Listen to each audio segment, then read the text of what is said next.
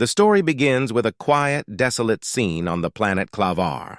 This once thriving alien world, home to a proud and powerful race, now lies on the verge of collapse. The Clavar people once served galactic empires, their technology advanced and their cities grand. But now, everything is falling apart. The atmosphere is toxic and the climate is changing, causing crops to fail and water sources to dry up. The planet is dying. With each passing day, their once great technology becomes more obsolete, and the Clavar can only watch as their civilization crumbles before their eyes. Desperate, the Clavar send out a signal into deep space, hoping for help, but all they receive is a cold, automated message from the Galactic Senate. The message is heartless, almost cruel. No one is coming. You are on your own. The Senate, who had once relied on the Clavar, now abandons them like they were nothing more than a tool to be discarded. The Clavar people feel the weight of this betrayal. Their once strong cities are now ruins, abandoned by their allies. People are dying from disease, hunger, and the planet's collapsing environment. The Clavar are now an afterthought, left to suffer in isolation. As the situation grows more dire, the Clavar leadership holds an emergency meeting. In a dark, ancient chamber, surrounded by the shattered remnants of their world, High Priestess Nira, the last remaining ruler of the Clavar, stands before her people. Her eyes are heavy with sorrow, her shoulders burdened with the weight of their extinction. Her voice trembles as she addresses her people. We are the last of our kind. The Senate has abandoned us, and there is no one else out there to save us. Her words hang in the air, filled with hopelessness. The Clavar have known war, hardship, and betrayal, but they've never faced this kind of silence before. The darkness of their situation is overwhelming. Just as High Priestess Nira begins to lose hope, something extraordinary happens. The old flickering communication systems pick up a faint, unfamiliar signal. The Clavar's best technicians work frantically to stabilize it. The signal is strange, and at first they can't make sense of it. But as the words slowly form, the message becomes clear. This is the human fleet. We are coming to assist you. A massive fleet of ships appears in the sky, breaking through the thick clouds and entering the atmosphere. The ships are unlike anything the Clavar have ever seen before. They are sleek, powerful, and advanced, human warships. The Clavar stare in awe and fear, unsure if this is a dream or a cruel trick. Are the humans here to conquer them, to take advantage of their vulnerability, or could they truly be offering help? Commander Ryan, the leader of the human fleet, steps forward. The air is thick with uncertainty as the humans descend onto the surface of the planet. His voice rings out clearly, cutting through the tension. We don't leave anyone behind. The words are simple, but they carry a weight of promise, and a glimmer of hope shines in the eyes of High Priestess Nira. She watches the humans land with a mix of suspicion and cautious optimism. Could this be the turning point they've been waiting for? Will these humans actually help, or is this just another trick, another betrayal? The scene ends with a sense of tension and anticipation. The Clavar are on the edge, wondering if they can trust these strange visitors, or if their hope will once again be dashed. The human fleet touches down on the surface of Clavar, and the sight is nothing short of breathtaking. Advanced technology fills the skies as human warships land gracefully, unlike anything the Clavar have seen before. The humans quickly get to work, unloading supplies that the Clavar had long ago given up hope of ever receiving. Food, water, and medical supplies, things the Clavar desperately needed, are brought in by the humans without hesitation. Human technology, from advanced AI-powered drones to cloaking devices, fills the air, a reminder of just how far the human race has come. The Clavar, though grateful, are still suspicious. They've been abandoned before, and they don't know if they can trust these new visitors. But Commander Ryan and his team are different. They approach the Clavar with sincerity, no hidden agenda. The humans are not here to conquer. They are here to help. The Clavar watch in awe as the humans start repairing their cities, rebuilding power grids, and revitalizing the dying infrastructure. For the first time in years, there's a sense of hope. Private Bonner, a young human soldier, plays a key role in this mission. He's tasked with overseeing the setup of life-saving systems and organizing the construction of defensive structures. Bonner, a natural leader, works side by side with the Clavar, teaching them how to use the human technology and ensuring the safety of those who remain. The Clavar can't help but admire how much the humans care about their survival. and for the first time, they begin to feel a deep sense of connection to these strange visitors. Still, the Klavar are hesitant.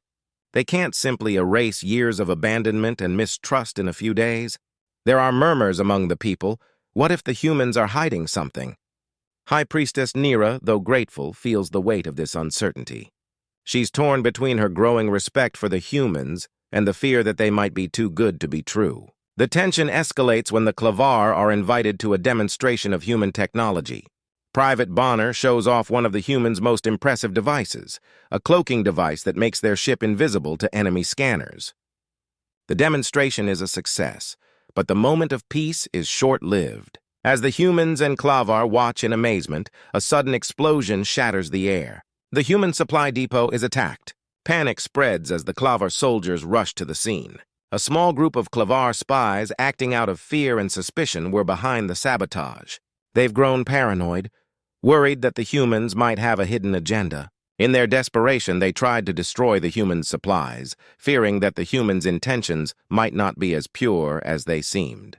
The sabotage attempt creates a rift between the Klavar and the humans. Private Bonner and the human soldiers are shocked, but they don't retaliate. Instead, they focus on containing the damage and making sure the Klavar who were involved are dealt with fairly. Still, the damage to the fragile trust between the two species is done. High Priestess Nira is left torn. She understands the fear that drove the sabotage, but she also sees the humans' goodwill. The growing tension between her people's distrust and the humans' efforts to help puts Nira in a difficult position. Her heart tells her that the humans want to save them, but the fear that's rooted deep in the Klavar people is not so easily erased. The sabotage that rocked the human supply depot wasn't just a one-time incident. The Klavar military remains divided, and the atmosphere is thick with tension.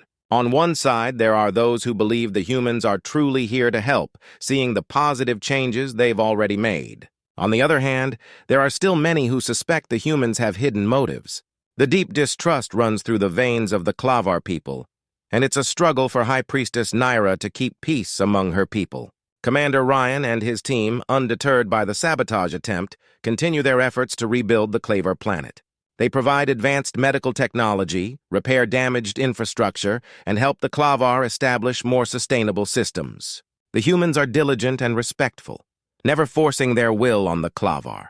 Unlike the Galactic Senate, who use the Klavar as pawns in their wars, the humans treat the Klavar with the dignity they deserve. Slowly, the Klavar start to notice this difference, and while some still hold on to their skepticism, others begin to open up to the idea that the humans aren't their enemies. The tension between the Klavar military factions rises, and it reaches a boiling point. A group of high-ranking Klavar officers, still suspicious of the humans, begin to secretly monitor the humans' activities.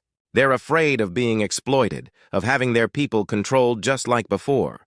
But their actions only make the situation more dangerous, as they unknowingly make themselves more vulnerable to enemy forces lurking nearby. Then, one day, Private Bonner, while working on repairs, stumbles upon something that changes everything, a hidden message embedded in the human technology they had been using. The message isn't for the Klavar, but for the Galactic Senate. It's a top-secret transmission, revealing the truth about what happened to the Klavar. The message is shocking. The Galactic Senate, a powerful governing body in the galaxy, had never truly cared about the Klavar. The Klavar were always just tools in the Senate's quest for power. As long as they were useful in galactic conflicts, they were kept around. But once the Klavar were no longer of value, the Senate abandoned them. They didn't even send help when the planet started dying. The Senate had deliberately left them to perish because they were no longer a strategic asset. When Nira learns the truth, it's a devastating blow. The Klavar had been betrayed by the very ones they trusted. The people she's sworn to protect have been lied to for so long, and the realization hits her like a ton of bricks. Commander Ryan and the humans, despite their advanced technology, are not conquerors. They are their last hope. Nira's emotional reaction is intense. She feels a mix of anger, sorrow, and relief. Anger for the betrayal by the Galactic Senate, sorrow for the years wasted, and relief because for the first time in a long while, the Klavar have found someone who truly cares. In this pivotal moment, Nira looks at Commander Ryan and realizes something. The humans didn't come to exploit them. They came because they believe in something bigger, a promise to never leave anyone behind. This realization cements the trust between the Klavar and the humans. For the first time, the Klavar are not alone in their fight for survival. With the humans on their side, they begin to plan for the future, not just for survival, but for revenge against those who had abandoned them. Together, they will take on the Galactic Senate and prove that the Klavar are not just pawns to be discarded, they are a force to be reckoned with. The Klavar are finally starting to rebuild their planet with the help of the humans. They're making progress, restoring power to their cities and constructing defensive structures to ensure their survival. The once empty ruins now begin to hum with life again. For the first time in a long while, hope is starting to grow among the Klavar people. But this peace is short-lived. Out of nowhere, a massive fleet appears in the sky. This time, it's not a fleet of salvation, but an elite force sent by the Galactic Senate. The Senate, still bitter about the Klavar's rebellion and defection, has decided to finish what they started. They want to wipe out the Klavar once and for all, ensuring no one can ever challenge their power again. The elite fleet is unlike anything the Klavar have ever faced. It's made up of advanced AI-controlled warships and robotic soldiers that operate with deadly precision. The Galactic Senate's attack begins swiftly, with orbital bombardments raining down on the Klavar cities. The once fragile cities, still in the process of being rebuilt, are torn apart in moments. Buildings crumble to the ground, fires ignite in the streets, and the Klavar are thrown into chaos. The Klavar's advanced technology is no match for the sheer power and precision of the Galactic Senate's forces. As the Klavar and humans realize they're facing an overwhelming enemy, they know they must unite to have any chance of survival. Commander Ryan and Private Bonner lead the human forces into the battle alongside Nira and her people. The humans, armed with their advanced technology, do their best to hold back the Galactic Senate's relentless assault. They fight with everything they have, using cloaking devices, AI-powered drones, and powerful weapons, but even the humans' impressive technology can only do so much. In the heat of the battle, Private Bonner and his team are in the middle of a desperate fight to defend Nira and her people. The situation is looking grim, with the Klavar cities collapsing all around them. Just as an enemy robotic soldier aims a fatal shot at Nira, Private Bonner makes the ultimate sacrifice. He leaps forward, pushing Nira out of harm's way and taking the full blast of the attack himself. Bonner's death is a heartbreaking moment, one that deeply affects both the humans and the Klavar. He was more than just a soldier. He had become a symbol of hope, a bridge between the two species. His bravery and selflessness demonstrate the deep bond that had formed between the humans and the Klavar.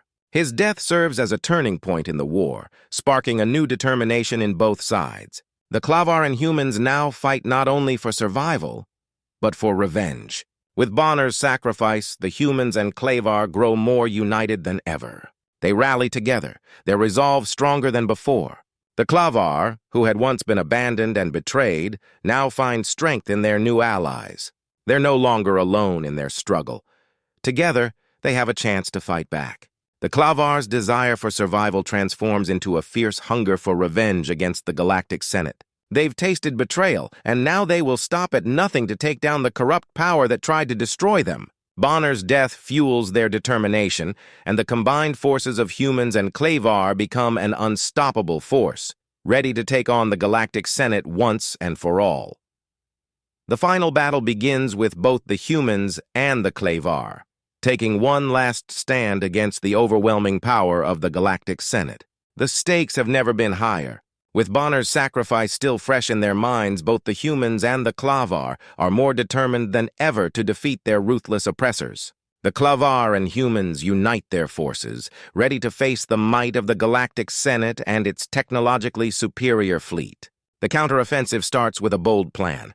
The humans' cloaking technology allows their ships to remain invisible to the enemy's sensors.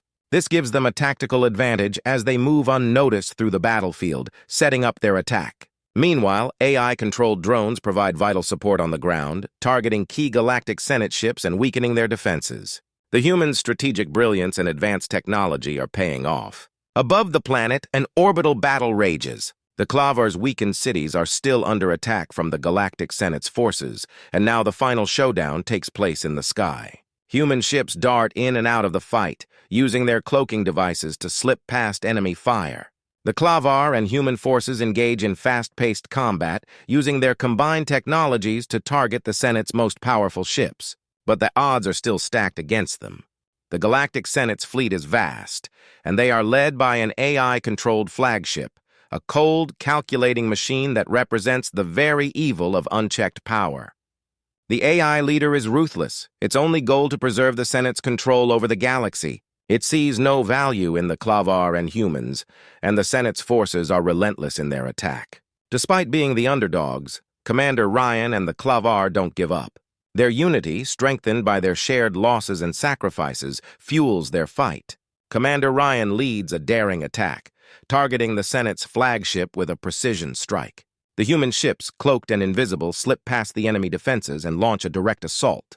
The Klavar, using their revived strength and advanced technology, support the humans in this final push. In the heart of the battle, Commander Ryan comes face-to-face with the AI leader. The final confrontation is tense, with the AI relentlessly calculating its moves, trying to outsmart the humans.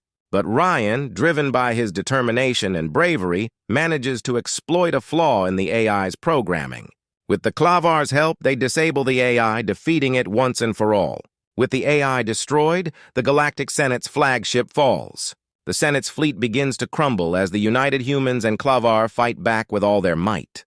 The orbital battle reaches its climax, and the Galactic Senate's forces retreat, their power broken. The planet is finally free from their tyranny.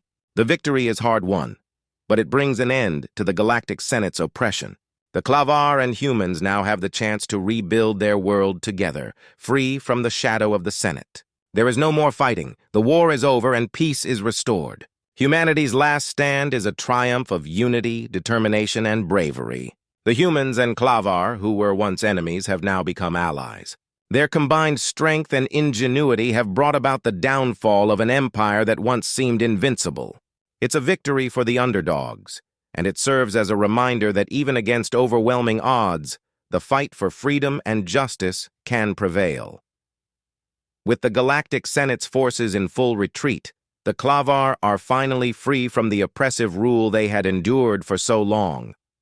The humans have kept their promise, showing the Klavar that they are not just saviors, but allies. Together, they have triumphed over an empire that once seemed invincible. The dust of battle settles and a new chapter begins. As the Klavar look at the wreckage of their ruined cities, they see a glimmer of hope. Nira, the once desperate leader of the Klavar, now stands tall as their queen. She has led her people through unimaginable loss, but her resolve has never wavered. With the help of the humans, the Klavar have a chance to rebuild their world. They will no longer be the forgotten race of the galaxy, cast aside by the Galactic Senate. The future now holds promise, a future built on the strength of the human-Klavar alliance. In a deeply emotional moment, Nira addresses her people, promising that the Klavar will work alongside the humans to rebuild their civilization. She vows to never allow her people to be abandoned again, and she calls for a new era of cooperation and peace. The Klavar cheer, a new sense of unity and hope sweeping through their ranks. They are no longer divided by fear and distrust. They are united by the bond they share with the humans. Meanwhile, Commander Ryan and his team stand by, proud of what they have accomplished. Their mission was never just about defeating the Galactic Senate. It was about something much bigger, showing the galaxy that humanity values life, that no one is ever truly alone in the universe. The bond between the humans and the Klavar is a symbol of this promise, an alliance forged in the fire of battle, a commitment to never leave anyone behind. As the Klavar begin to rebuild, the humans help them recover their lost technologies and share their advanced knowledge. AI-powered drones, cloaking devices, and other futuristic technologies help the Klavar restore their world. Cities once in ruins are brought back to life, and the Klavar begin to thrive once more. What was once a dying world is now a symbol of rebirth. The final scenes are filled with hope and promise. The humans and Klavar work side by side, rebuilding cities, restoring their way of life, and forming a lasting bond that will carry them into the future. They plant the seeds for a new galaxy, one where peace, cooperation, and mutual respect are the guiding principles. The story closes with an emotional memorial for Private Bonner, the brave soldier who sacrificed his life for the cause. His name is etched in stone, a reminder to both the humans and the Klavar of the price of freedom. The Klavar and humans gather around the memorial, standing together in silence, paying their respects to the fallen hero who made all of this possible. The final shot is of a human Klavar banner, waving in the wind.